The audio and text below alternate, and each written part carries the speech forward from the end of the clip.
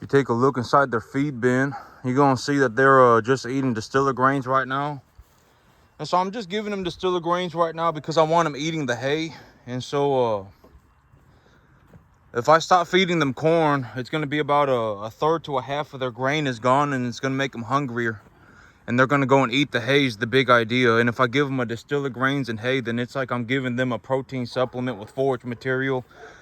And is it really gonna make them gain as much? No, it's probably not. They'll probably gain more. I wonder why this animal's not eating. Uh-oh.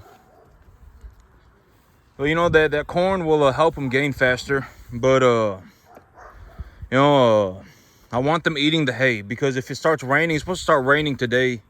And if it starts, or when it starts raining, the hay's gonna mold. And so I got them on on just distiller grains. And this animal got a big old belly. But here, in about maybe 10 days, it'll be time to go to market. And so this morning, I was taking a look at my finances. I was taking a good look at my numbers. What do my numbers look like? And all of that. And I was actually taking a look at my numbers this morning. And I came to many realizations, and I also came to many conclusions. And so, okay, so right now, even when my farm is not at its optimal capacity, I don't have any grass, right? I don't have any grass. When I grow grass, the amount of money that I make goes up pretty exponentially. It might even go up by about a double. When I grow grass, I can essentially, because when I grow grass and when I feed it properly, etc., I'm able to essentially run about 7 to 10 calves per acre. That's that's the big benefit of growing grass for me, is that when I grow grass, I could run 7 to 10 calves per acre, and it would not even be that big of a deal. I could run 60, 70 animals on 8 acres, and I will still have grass left over. The grass will still be up to my shins. And right now I have 40 animals, and and I have them almost entirely on a commodity feed. And so this is like the worst that you will ever see. Okay, this is what it looks like when I end up in a very bad situation. Like I don't have hardly any grass. I'm barely running 4 cattle an acre. I got them entirely. I'm essentially feeding them twice a day entirely by myself. I'm giving them the commodity feed, and this is essentially what my business looks like when it's not doing good. And even right now, when it's not doing good, I'm making an average of about $18,000 a month. And so when I grow grass, I mean, my income is going to go up like to 25, maybe even more $1,000 a month. And so right now, my business is not doing good. I barely have maybe 4 calves an acre. I'm feeding them twice a day I'm feeding them twice a day. I'm giving them a total mixed ration, essentially. I'm giving them a ration that I'm feeding them twice a day. I don't have hardly any grass at all. And even right now, I would on the average, I'm making somewhere around maybe about $18,000 a month. And so when I start growing grass, you're going to see what I mean. When I grow grass, because, okay, and the big idea of growing grass is that when I grow grass and I have cattle walk around on the grass, I don't need any equipment. The cattle are the equipment. They will walk around and they will harvest the grass for me. I just grow the grass. I make sure that it's at a proper stage of development. Feed values are correct, and when the feed values are correct, and the all of that, etc., the biomass accumulation of the field is at a proper level for even regrowth, etc., there are a lot of things to consider. But when everything is correct, and I let the cattle out on the field, I will make a ballistic amount of money. And I've talked about this before, but every single year there is a good time. Every single year there is a time when things line up. If things do, and I've talked about this, if things do not line up, your plan was probably bad from the beginning, and you should consider it that way. You should replan. Think about what went wrong. Why did it go wrong? I always say think objectively, right? Why did it go wrong? What went wrong? What went wrong? Why did it go wrong? And then think objectively.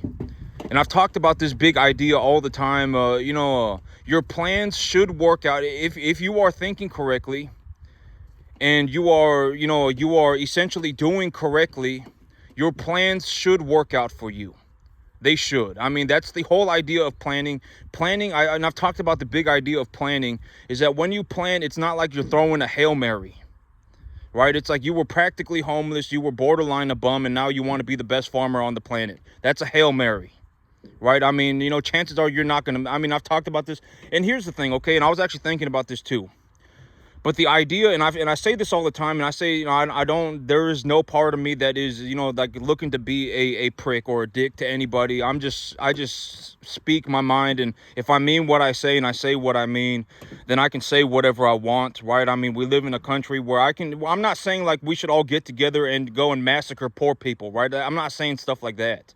Right, I'm not saying like, oh my God, we should all get together right now and go and massacre the poor. I'm not saying that. Right, and if it's not like if it's not like something like that, I can say whatever I want. If I want to say that you should go out and make money, and it doesn't matter what anybody else says. I mean, if you listen to whatever it may be, right? If I mean what I say and I say what I mean, then I can say whatever I want. And this is one of the things that I say, but most people are beyond saving, right? I say this, and I wanted to further go through that idea. And here's the idea, okay? What I mean by most people are beyond saving, I do not mean that spiritually you cannot be saved. I'm saying that if you have somebody who is very problematic, the chances of them becoming non-problematic are very low, almost 0%. Why? Because they've been problematic for a long time. Right? I mean, they've been that way for a long time. Chances are they're not going to be able to just change on a dime. And, this is not, I don't want these animals standing, hey, get out the bin. This is when the animals come up and knock them over, and then they'll hurt their leg.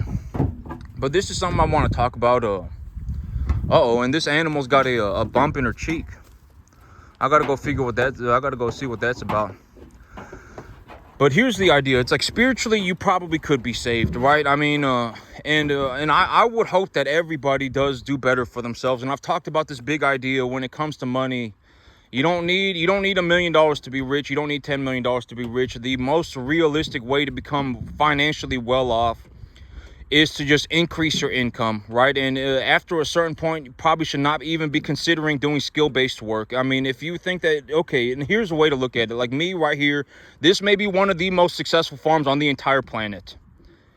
I don't know anybody else that is making even 10% of the money that I do. And this farm right here, even when I'm not doing good, just the farm alone makes about $12,000 to $14,000 a month. When I'm growing grass, I mean, that my income goes up to probably like 20 grand a month. I don't know anybody that's even doing 10%. Like, I don't even know anybody that's doing even $2,000 a month. I don't know anybody that's doing $2,000 a month on a 10-acre field, right? And so, and here's the big thing about what I mean by when I say that, after a certain point it's too late, and most people cannot be saved under any circumstance. And what I'm talking about is the person's mindset. That's ultimately what I'm talking about. Spiritually, can they be saved? Like if you woke up tomorrow and you had a coming to God and you said, I gotta realistically find. I've talked about the idea of planning, that you gotta find something that you can realistically do, right? I mean, realistically do. It's not some Hail Mary, like you're going to go and throw a Hail Mary. And a lot of people get stuck in the situation. If you want to know what I'm talking about, go into a Costco and take a look around, right? I mean, take a look at what the average person looks like. The average person in Costco is your upper middle class American. And I mean, it's just not good. I mean, I can almost guarantee if I walked into a Costco right now and had an honest-to-God conversation with 80%, with everybody in that Costco, 80% of people would have nothing good to say, right? They have no money. They have no retirement. They're divorced. They're living in la-la land. They're, about to throw some implosive Hail Mary, mystical, magical adventure, right? I mean, I guarantee it, right? I mean, I guarantee it. I mean, I would be willing to bet 50 to 1. It does not matter. And I've talked about this idea, and it's like, why did it become socially acceptable to become such a massive failure? I don't understand. It's like when you take a look at the average person, it's like, they're a massive failure, and it's become socially acceptable. And then that's also what I talk about when I say the 50 morons in a room. If you put 50 morons in a room, you just have 50 morons in a room. They're not some Megazord, Power Ranger Megazord, right? They're just 50 morons in a room. And so, spiritually, could you be saved? I mean, absolutely. Spiritually, you could be saved if you woke up tomorrow and you had a coming to God, and everybody, and it's like, you just, you're honest with yourself. You're not doing very good. And, you're looking to do better for yourself. I mean, sure, you could spiritually be saved, right? I mean, but it's like, could you, like, what I mean by you can't be saved is like, I would almost guarantee that if you're past about 15 to 20 years old, you cannot become a farmer like this. You cannot do it. That's what I mean by you cannot be saved. I'm just saying farming, right? I mean, there are other things that you can do to make money. Right? I mean, you don't have, and I've talked about this all the time. You don't need to become a farmer to make money. I just happened to make my money by becoming a farmer. But the thing about me becoming a farmer was that it took me 15 years. Right? And, and I think that, and that's why when I talk about these ideas, I talk about the ideas in terms of a concept. And I've said this repeatedly, you don't need to become a farmer to become rich. Most people can't even become rich by becoming a farmer. Right, I'm the only person that I know that legitimately became extremely wealthy by farming. I'm the only one. I don't know a single other person that did this. Right, not a single one. And so, the big idea is that, you probably cannot make it by farming. Could you make it, could you spiritually be saved? Absolutely. Everyone could spiritually be saved. I mean, if you woke up tomorrow and you said, I'm not doing very good, and I'm just going to be very honest with myself. I'm not doing good. Maybe you drink a lot. Maybe you got divorced 3 times. Maybe you do drugs all the time. Maybe whatever, right? Maybe you're an I fell out of heaven a 7 and my life's a mystical, magical journey. And it's like, but I can almost, by the time it's happened, it's too late. For most people, it's too late. I can almost guarantee it. I mean, if you want to go take a look at exactly what I mean, it's not even Costco. Go into a Walmart, right? Walmart is like where the middle-class American goes shopping. If you're middle class, you probably go shopping at Walmart. If you're upper middle class, you probably go shopping at Costco. And if you're lower middle class, you probably go shopping at Family Dollar. So anywhere you go, just go and take a look around. I mean, you're going to see that, you're going to see what I mean. And I've already said, and the big idea for me is that there is no lower middle class. There is no middle class, and there is no upper middle class. Everybody's practically a bum. Everybody. I mean, it's like if you took a person in the lower middle class and they made $15,000 a year more, they would be middle class. And if you took a middle class person and gave them they made an extra $15,000 a year, they would be upper middle class. To me, there is no upper middle class. There is no middle class, and there is no lower class. There is no lower, there is no lower financial class. Everybody's the same. Within like $30,000 a year, everybody's the same. Everybody's practically a bum. And I've already, and it's like when you take a look at it, and okay, and I've already said I don't say these things to sound like a dick. I don't say these things to make myself feel good. There's nothing about me that feels good about saying any of this stuff. I don't intend to sound like a dick. I'm just being as honest as I can. And maybe when I give you my perspective, you'll go, oh my God, and you'll take a look at it and you'll go, oh my God, like this is actually happening, right? I mean, but, the failure has been normalized. I don't know how that happened, but I mean, a lot of people are failing massively. I mean, the no retirement, no money, divorced, no money, no retirement, fell out of heaven a 7 on a mystical, magical adventure. I mean, it's like, I don't know. I've always said that if you're poor and proud, that's the death loop. Because if you're poor and proud, it's like, you're never going to get better. It's like if you're proud of yourself and you're poor, why, you would never improve. I mean, nobody would. I mean, that's the whole, that's why I call it the death loop, right? If you're poor and proud, you're done forever. There is no way you're ever going to get better. I mean, you're stuck that way. And spiritually, could you be saved? Sure. If you sat there and you really thought about your situation and you're like, oh my God, I have no retirement, I have no money, I think highly of myself and I'm poor, and maybe it's time to change that, and then you could be saved spiritually, right? I mean, but will it happen? Probably not. Almost everybody after that, it's too late.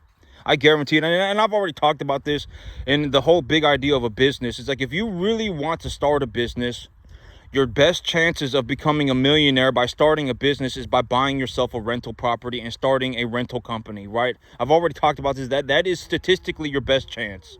Statistically, if you want to take a look at the world and be like, this is the best chance that you have at becoming a millionaire, it's by starting a rental company and buying a rental property.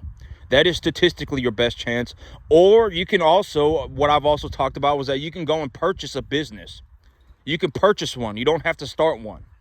You can purchase a business, and optimally, the first business that you purchase would not have any real estate. You just purchase the revenue. If you purchase the revenue and the business has no real estate, there are businesses out there that you could purchase at like 1.25 times EBITDA. It could be making $10,000 a month and they would want 160 grand for it. And it makes $120,000 a year. I mean, and then if it makes $120,000 a year and it costs 160 grand and you take a 5-year loan for 160 grand, you can take the money out of the 120 grand to pay for the loan. So the business pays for itself, right? I mean, I've talked about this in great detail. I mean, and I've already told you exactly how to do everything too. You just go on Google and look up businesses for sale. If you go on Google and look up businesses for sale, there'll be business brokers and they will just be selling businesses, and you can take a look through their listings and, you can find something that is straight revenue with no real estate. And if you do that, you can use the revenue to pay for the loan, right? And there's your 120 grand. You take your 120 grand, you work your business for 5 years. Once you've paid off your loan, you take that money and you buy yourself a fourplex. And then when you have your business and your fourplex, congratulations, there is your $15,000 to $20,000 a month. You never worry about money again, right? You don't need $10 million. Realistically, if you can find a way, when you find a way to make $15,000 to $20,000 a month, you essentially have so much money that you can do whatever you want.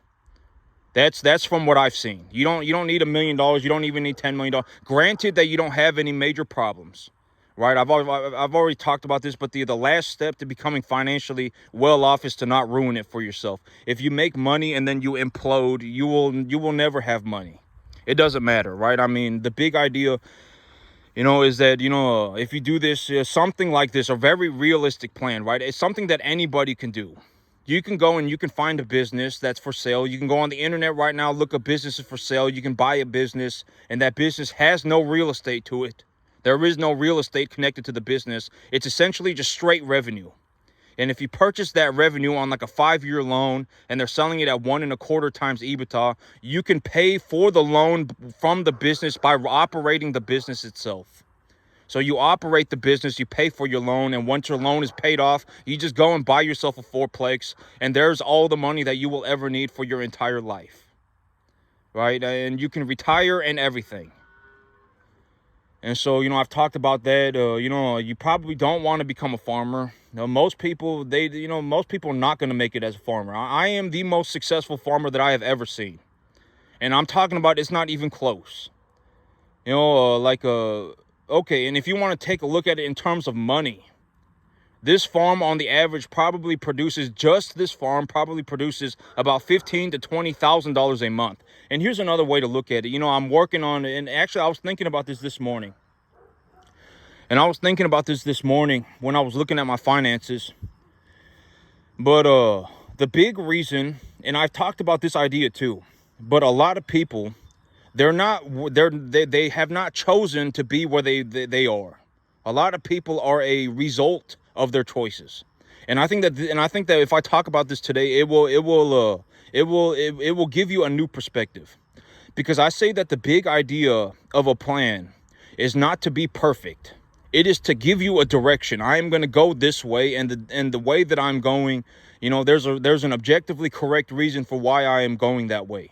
Right? There's like when I feed my animals, the feed that I give them, there's a reason I feed them that, right? Et cetera, et cetera.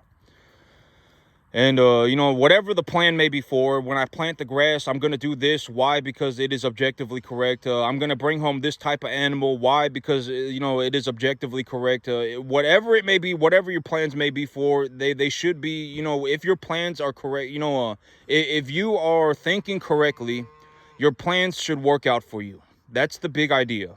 And if your plans don't work out for you, that's a sign that you are thinking incorrectly and you need to rethink the things that you are doing. Rethink it. Write it down, rethink it, go through the details again. Where did it fail? Let's say you bring home an animal.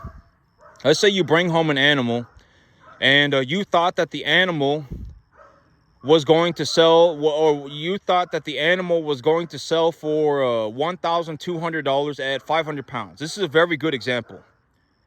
Let's say that you thought that the animal was going to sell for $1,200 at 500 pounds, but the animal ended up selling for 900. Well, why did that happen, right? I mean, did you buy a dairy cross? I mean, what happened? I mean, was the animal weight low? I mean, was the animal, were they, did they have something wrong with them? What happened, right? Think about it.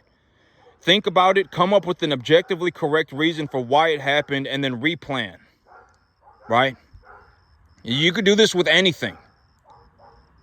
And, and when I give my perspective, I am looking to give everybody the opportunity to see.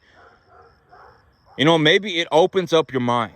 It opens up your mind, and you get a chance to, take a look at, and I've talked about this, and I don't mean to say this to sound like a dick, but this may be the one chance that anybody ever gets their entire life to ever see somebody who, and I talked about this,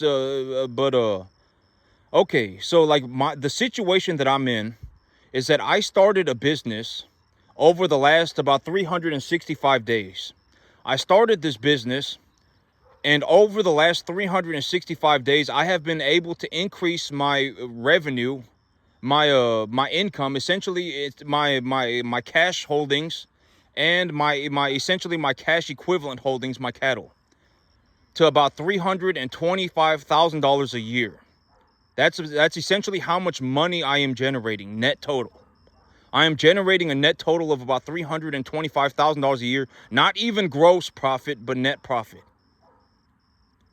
And see if you can find anybody that went out and started a business and then started making themselves $25,000 a month. See if you can find anybody. You probably will not find anybody at all. I have not found one person myself. And so this might be everyone's one chance to actually see what this looks like. How did I do it? What are the things that I think about? How did I do it? Etc., etc. This may be everyone's one chance that they ever get to see it. Assets, storing wealth into your assets, utilizing your assets to generate, income tax-free, all of this stuff, the appraisal value of assets. How do I consider what am I going to pay for things? Everything. This may be everyone's one chance. And so, and I was thinking about this this morning too, but I am not going to be somebody. I will not do this. I will not encourage anybody to be a 10%er or a 90%er. I'm not gonna make these videos and encourage somebody to do 90%. I'm not even going to show anybody how to do 90%. I'm not even going to show anybody how to do 98%. You either do 100% or you don't do it at all. Or you either do 100% or you do 105%. Those are the only two those are the only two options. I'm not going to show anybody how to do 10%. I'm not going to show anybody how to do 20%. I'm not going to show anybody how to do 50%. You either do 100% or you do 105%. Those are the only two options. You either do what I do or you do better, and that's it. I'm not gonna be like, oh well, if you fiddle fart around for a little while and then you do 10%, then your life is gonna turn into Disneyland, and one day you'll figure it out, and one day when you figure it out, you'll get to go on a mystical, magical adventure. I'm not gonna do that because that's not true. It's not gonna happen. Right? I mean, it's not gonna happen. If you do 10%, you're gonna be a 10%er forever. Right? If you do 20%, you're going to be a 20%er forever. You either do all of it or you do none of it. That's my golden rule. Right? I'm not going to show anybody how to do 70%. I'm not going to show anybody how to do 50%. I'm going to show everybody how to do 100%. And that's it. And either you do 100% or you do 105%. Those are the only two possible outcomes, or you quit. Right? I mean, that's it. And so, but I was taking a look at this, and I was actually thinking about everything going on right now. And, when I was looking at my financials this morning, I actually remembered this morning when I was thinking about everything. I remembered that that 4 months ago, 5 months ago, I was just sitting there collecting. If I was just okay, if I just run my business, like if I just run this cattle farm, I probably produce a net income of about $12,000 a month. I probably produce about $12,000 a month of net income. And I remember 4 months ago, I was just sitting there just collecting money. Maybe I was collecting about $5,000 a month in cattle, and then I was collecting about $7,000 a month in cash. And so about 4 months ago, I was just sitting there looking at my finances, and I was like, I'm just making $12,000 a month. Like, I net a positive about 12 grand. And I was like, and I actually remembered that I was unhappy. I remembered I was sitting there looking at it, and I was like, I'm not really challenging myself. Like, this is not difficult for me at all. And I actually don't feel good about the situation that I'm in. I don't. I honestly didn't. I didn't feel good about it. And I was like, and here's the way that I saw it. I was like, if I want to, like, let's say I go out and I do something, and I feel like I don't want to do that anymore, and I just want to come back and I just want to run 10 acres forever. I just want to run a 10-acre cattle farm forever. Well, I can come back and do that at any time if I felt like it. And, and I can even if I ran a 10-acre farm forever, I would still have enough money to do essentially whatever I wanted. I was sitting there about 4 months ago. About 4 months ago, I was taking a look at my finances, and I actually remembered that I was unhappy. I was like, I don't want to sit here and just collect $7,000 a month. I'm making like 12 grand a month. I don't want to sit here and just collect 12 grand a month. That's a horrible feeling. I just did not like it. And that was the entire reason why I decided to go forward with this plan. I was like, if I go forward with this plan, it's gonna give me something that's challenging. The money's not really gonna make a difference. It's gonna give me something that's challenging. It's gonna give me something to work towards. And that was why I bought the new farm, right? I bought the new farm. I opened an option contract on the new farm. I paid that much for the option. And here's the thing. It's like I'm going through capital. It's costing me about $10,000 a month to move forward with all of my projects. It's costing me about 10 grand a month. And it's putting me in a situation where I have about $2,000, maybe about $1,000 a month left over, and that's it. And I remember thinking about this morning, and I was like, I'm actually happier like this. Like, I have all of these things that I'm working on. I have this new field that I'm working on. I have my field that I'm working on. I may not have the money sitting in my bank account anymore, but the reason that I'm actually happier. I am actually happier like this. I got my new farm. I got my new farm that I'm working on. I got this new business plan that I'm working on. It gives me something to apply myself to, because, okay, here's the thing. 4 months ago, when I was working this field, and I was making like $12,000 a month, right? And I was putting about $7,000 a month away in my cash in my bank account. That's 7 grand. It wasn't doing anything. That $7,000 a month was not doing anything. It was just a number. I would look at it and it would be like, I just have whatever, 20 grand, right? And whatever. And it's like, here's the thing. It's like, even if I make $7,000 a month, let's just say I make $7,000 a month net income for the next for the entire year, right? Even after the entire year, I'll have 84 grand. And if I have 84 grand and I pay a third of it in taxes, I have what? 50 grand, right? I have 50 grand. 50 grand a year is not going to do anything, right? It's just not going to do anything. What's the point of holding on to 50 grand? And, and this is all, and I think that, 50 grand's not going to do anything. It's, it's just not going to do anything. So what's the point of holding on to 50 grand, right? And so, the big idea for me was to reinvest my earnings. And I figured that when I reinvest, like I'm reinvesting my earnings right now, and, I don't have the cash anymore, but I am also happier as a person. I would say that I am happier. I got something that I'm working towards. I got something that, I'm applying myself to every day. And I was thinking about this morning, and I was talking about this earlier, but a lot of people are not where they are by choice. They are where they are as a result. If you gave them the choice to do something different, they would choose to do differently. But the thing about me is that I chose to be exactly where I am. I chose to be where I am. Right? I am not here as a result of my choices. I chose to be here. I chose to buy the new farm, right? I chose to do this with my finances. I chose to do all of this, right? And it's like, if you gave me the choice to do anything else, I would not choose to do anything else. This is what I chose to do, right? And I think that is an important concept, or I think that is something that is interesting, that maybe people will start to understand what I mean by when I say that a lot of people are not where they are by choice. A lot of people are where they are as a result of their choices. And me, it's like, if you gave me the choice to do anything else, I would not choose to do anything else. I chose to do this, right? I chose to buy the new farm. I chose to run this business. I chose to do everything I chose to do, not everything, but I chose to be here. Right? And that's the big difference with me. I think, I think that would give people the new perspective. If you gave a lot of people the choice to do something else, they would choose to do something else. Right? A lot of people are not where they are by choice. They are where they are because of a result of their choices, and they're making horrible choices.